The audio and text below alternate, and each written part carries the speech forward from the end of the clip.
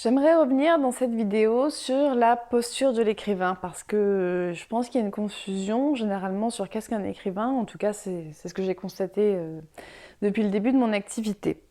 Beaucoup de gens pensent que lorsqu'on a écrit un manuscrit, et encore plus quand il a été édité, en fait, on est devenu un écrivain. Bon.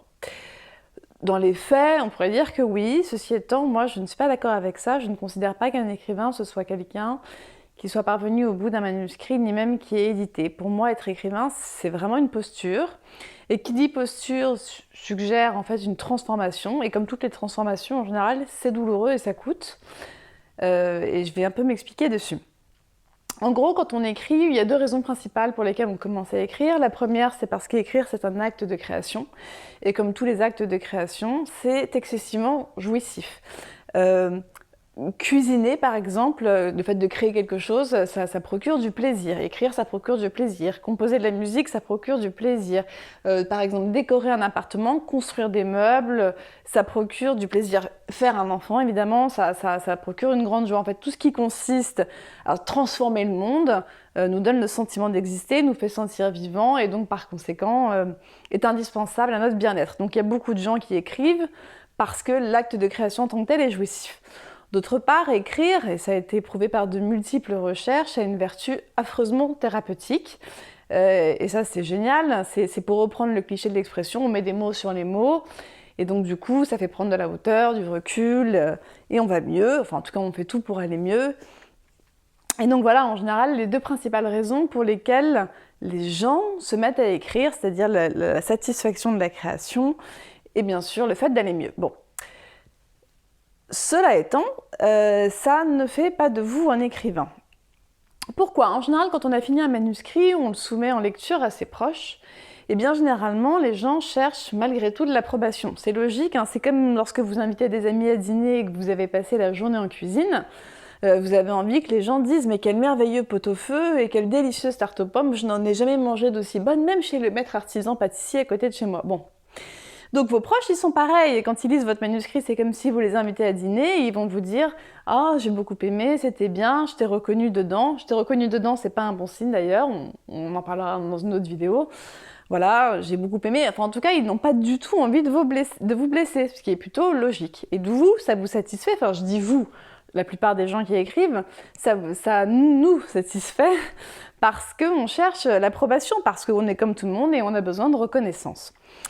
Et du coup, là, on n'est pas toujours dans une posture d'écrivain. La posture d'écrivain, c'est quand on ne cherche pas l'approbation, c'est quand on cherche le regard froid qui consiste à dire est-ce que notre création est recevable par le monde? Est-ce qu'elle peut faire écho aux autres? Est-ce que les autres peuvent se l'approprier pour en faire leur propre histoire? Ça n'est pas la même chose que est-ce que ma création mérite un bravo?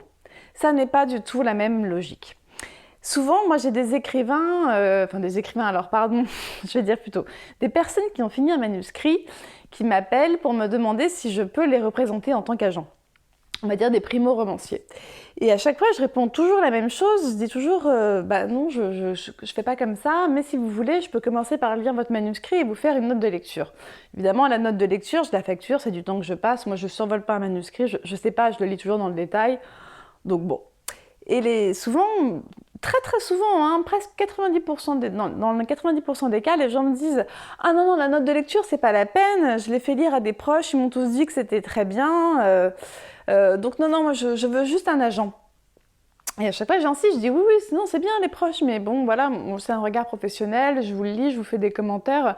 Ah non, je veux juste un agent. » C'est-à-dire, je veux juste, quelque part, le fait que ma création, sans avoir un avis de gens qui ne me connaissent pas, c'est-à-dire de gens, pas mes invités qui viennent dîner chez moi, mes amis, quoi. Je veux juste savoir si ma création, je veux juste qu'elle soit envoyée au monde, je m'en fiche de savoir ce qu'elle vaut pour le monde, voilà. Et ben, un écrivain, c'est celui qui se dit, oui, ok, moi ça m'intéresse de savoir ce que ça vaut pour les autres, si c'est recevable pour les autres, si c'est entendable par les autres.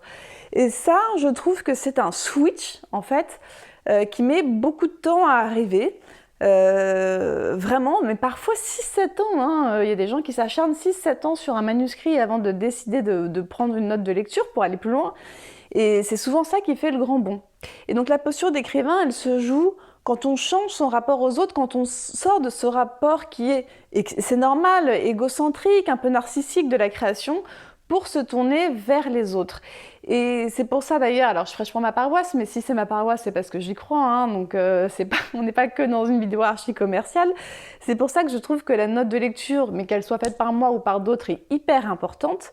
C'est parce qu'à ce moment-là, l'auteur paye. Et moi, je trouve que ça a une vertu très thérapeutique, comme dans l'analyse où vous payez pour aller voir un psy, pour aller mieux, vous payez pour raconter votre vie un peu. Et ben la démarche est la même en fait. Pour se transformer, pour acquérir une posture d'écrivain, il faut que ça coûte. Il faut que ça coûte. Et c'est parce que ça vous coûte que vous allez prendre en considération ce qu'on va vous dire sur votre manuscrit et que vous allez faire finalement l'énorme bond qui va propulser la qualité de votre manuscrit. Donc voilà, devenir écrivain, ça n'est pas écrire un manuscrit. Devenir écrivain, c'est un état d'esprit d'ouverture aux autres, comme être un artiste en quelque sorte, qui se travaille et qui a un coût aussi bien financier que de temps qu'un coût psychologique.